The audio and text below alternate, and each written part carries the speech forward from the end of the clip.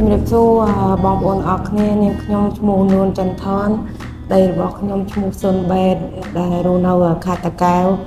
ខ្ញុំមកព្យាបាលនៅមន្ទីរពេទ្យវិកនេះគឺទទួលបានជោគជ័យហើយរៀបការរយៈពេល6ឆ្នាំ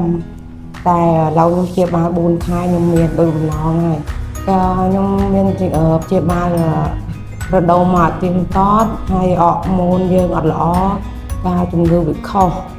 ឥឡូវខ្ញុំព្យាបាល4ខែឥឡូវខ្ញុំមានកូនហើយព្យាបាលពី3ខែទៅ6ខែបាន4ខែចាមាន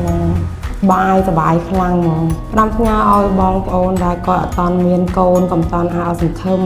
អាចមកមន្ទីរពេទ្យវិកបានខ្ញុំធានាថាខ្ញុំមកព្យាបាលនេះពិតអ្នកដែលព្យាបាលឲ្យមិនតាន់ទុកជោគជ័យកុំតាន់ឲ្យសង្ឃឹម